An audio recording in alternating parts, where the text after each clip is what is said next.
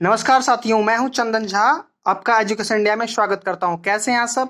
आशा करता हूं ठीक होंगे। साथियों, आज एक नई सेशन के साथ आपके सामने हाजिर हुआ हूं। आपका जो सेशन होने वाला है गंगा के ऊपर। गंगा कहाँ से निकलती है? गंगा का उद्गम कहाँ है? क्या हिमालय से गंगा निकलती है या गंगोत्री से? बहुत साथियों के मन में ये क्यूरियोसिटी बनी रहती है कि गंगा हिमालय से निकलती है या गंगोत्री। तो साथियों, इस क्यूरियोसिटी को आज ही खत्म करते हैं इस वीडियो में और इस सेशन में। साथियों, अगर आपको वीडियो पसंद आती है तो वीडियो को लाइक करें, चैनल को सब्सक्राइब करें और बेल आइकन को जरूर दबाएं ताकि हमारे द्वारा किया गया प्रत्येक सेशन सबसे पहले आपके पास पहुंचे। तो चलिए स्टार्ट करते हैं। साथियों, हम जानते हैं कि भारत के उत्तर में हिमालय है और हिमालय के ऊपर कई सारी ग्लेशियर है। उसी ग्लेशियर में एक संतोपथ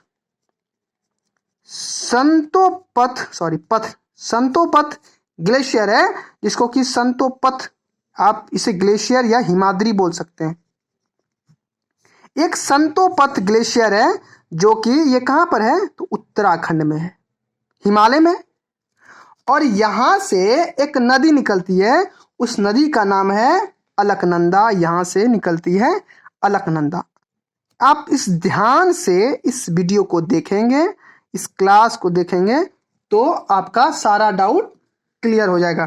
तो अलकनंदा यहां से निकलती है, ठीक है। चलिएगा, अलकनंदा। अब देखिए, उसके बाद इसी जगह पर एक और ग्लेशियर है, नाम है उसका हेमकुंड। इसका नाम हेमकुंड है और इसे ग्लेशियर आप बोल सकते हैं। और यहां से एक नदी निकलती है, उस नदी का नाम है धौलीगंगा।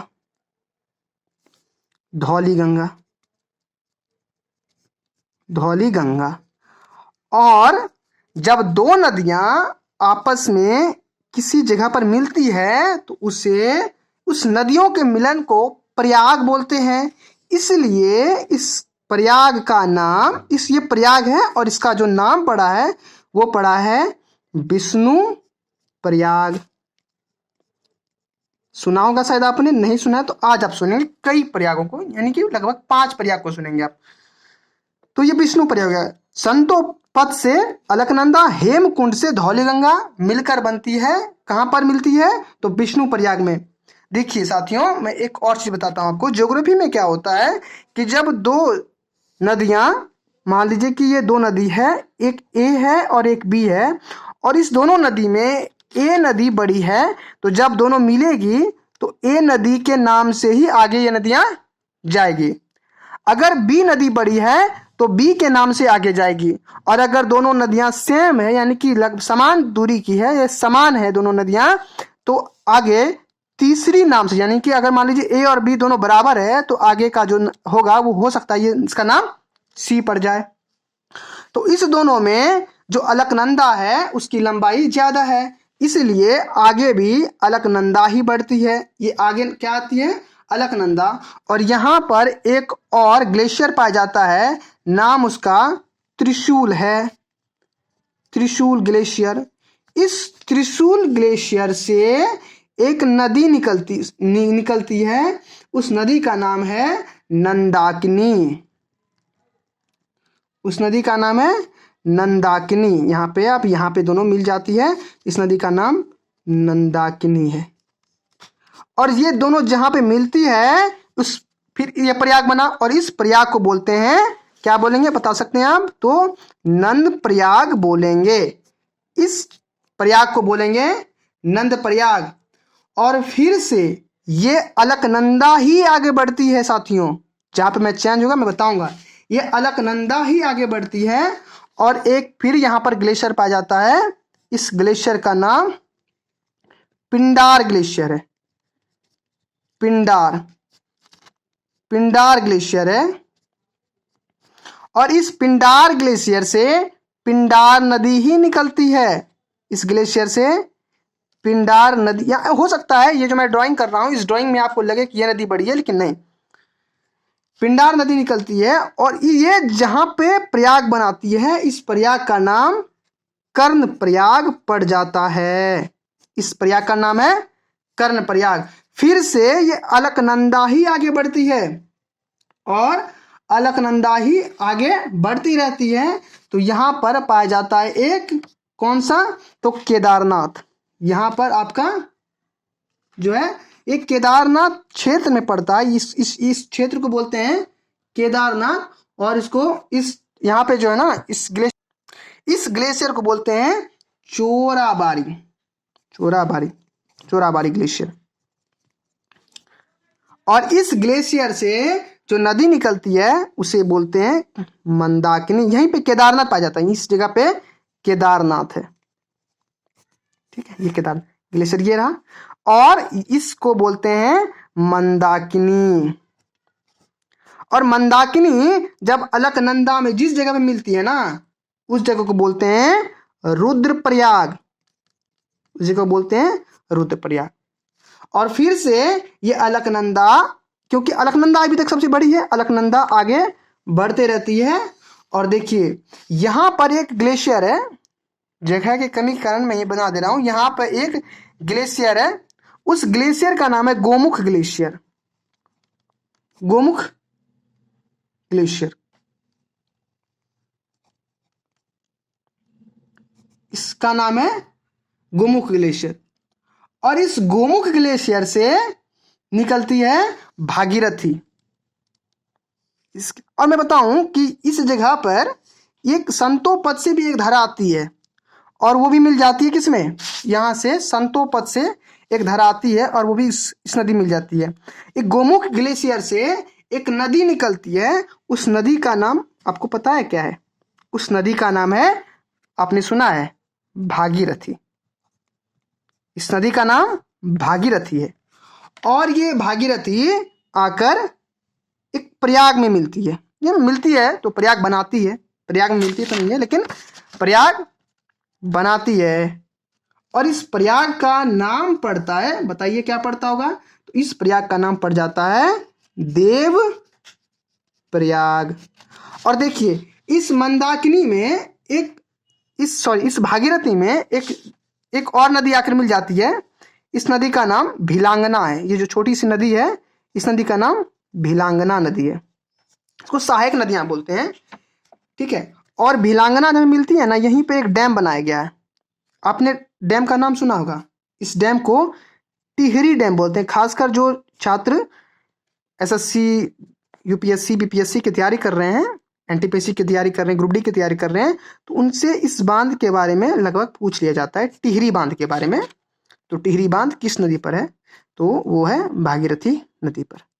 तो देव प्रयाग। अब देखिए यहाँ पे क्या होती है, यहाँ पे भागीरथी की और अलकनंदा की दोनों की लंबाई सेम हो जाती है।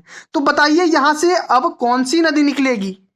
तो यहां से ही बन जाती है गंगा। यहां से इस नदी का नाम परिवर्तन हो जाता है। कहां से? तो देव प्रयाग से। अब बताइए कि गंगा कहां से निकलती है?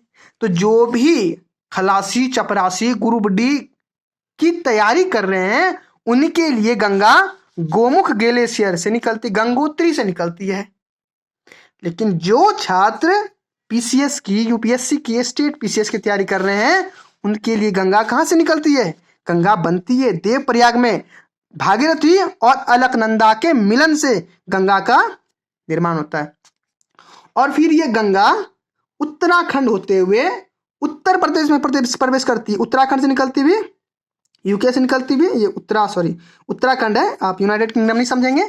फिर उत्तर प्रदेश में, यूपी में, उसके बाद बिहार में। ठीक है, इसके बाद बिहार में प्रवेश करती है, बिहार के बक्सर में प्रवेश करती है ये। और बिहार को बीचों बीच काटती हुई ये फिर बंगाल चली जाती है। ये चली जाती है बंगाल, वेस्ट बंगाल चली जाती है। और इसके बारे में आप सुने, जब बंगाल में जाती है तो ये दो धाराओं में बढ़ जाती है। दो धाराओं में बढ़ जाती है। एक धारा जो है ना वो हुगली में मिल जाती है। जो गंगा नदी की एक धारा है, ये वेस्ट बंगाल में दो धाराओं में बढ़ जाती है। एक धारा चली जाती है कहां पर? तो हुगली में। और दूसरी धारा पद्मा के नाम से, यहां पे आप याद रखेंगे, किसके नाम से? पद्मा के नाम से। कहां पर? बांग्लादेश में प्रवेश कर जाती है। देखिए बहुत इंपॉर्टेंट है। ये जो नदी है ना गंगा, ये बंगाल में दो भाग में बढ़ती है। एक भाग तो हुगली मिल जाती है और दूसरी भाग क्या हो जाती है, पद्मा के नाम से बांग्लादेश में प्रवेश कर जाती है। और आपको पता होना चाहिए कि तिब्बत से निकलती है एक और नदी, उस नदी का नाम ब्रह्मपुत्र है। वो असम होते हुए वो भी कहाँ आती है, तो बांग्लादेश ही आती है। और ये ब्रह्मपुत्र है, ब्रह्मपुत्र जब बांग्लादेश में प्रवेश करती है ना, तो इसको बांग्लादेश में जमुना बोला जाता है। यमुना नहीं, जमुना, सॉरी जमुना, इसको बोला जाता है जमुना। याद रखेंगे किसको, तो जब पद्मा, सॉरी ब्रह्मपुत्र बांग्लादेश में प्रवेश करती है इसे बोला जाता है जमुना। और जब पद्मा और जमुना दोनों आपस में मिलती है उसके बाद जो एक नदी निकलती है उसको बोलते हैं मेघना। तो ये बहुत अच्छा कॉन्सेप्ट है गंगा के बारे में। तो सबसे पहले आप यहाँ पर पंच प्रयाग को देख सकते हैं। कौन सा प्रयाग, विष्णु प्रयाग, नंद प्रयाग, कर्ण प्रयाग और रुद्र प्रयाग, देव प्रयाग। साथियों क्या आपको ये पहले से पता था?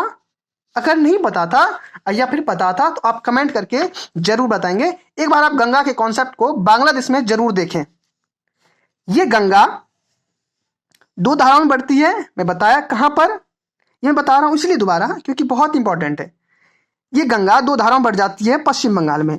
एक धारा ये हुगली में चली जाती है मिलने के लिए और दूसरी धारा पद्मा के नाम से बांग्लादेश में प्रवेश कर जाती है, पद्मा के नाम से। और ब्रह्मपुत्र जब आती है बांग्लादेश में तो इसको जमुना बोला जाता है, ब्रह्मपुत्र को। और जब पद्मा और जमुना दोनों आपस में मिलती है तो यहां से देखिए दो, यहां पे फिर क्या हो रहा है कि दोनों नदी की लंबाई बराबर, तो यहां से मेघना का निर्माण होता है। तो पद्मा, जमुना, मेघना। साथियों ये थी हमारी गंगा की खासियत। और इसके बाद ये बंगाल की खाड़ी में जाकर अपने जल को गिराती है। और साथियों क्या पता है, यही नदी सुंदरवन डेल्टा का निर्माण करती है। कहां पर, तो इस जगह पर जहां पर गंगा और ब्रह्मपुत्र का मिलन होता है, सुंदरवन डेल्टा का निर्माण करती है। ठीक है, जहां पे मैंग्रोव पाए जाते हैं। साथियों मेरा प्रयास आपको कैसा लगा आप कमेंट करके जरूर बताएंगे।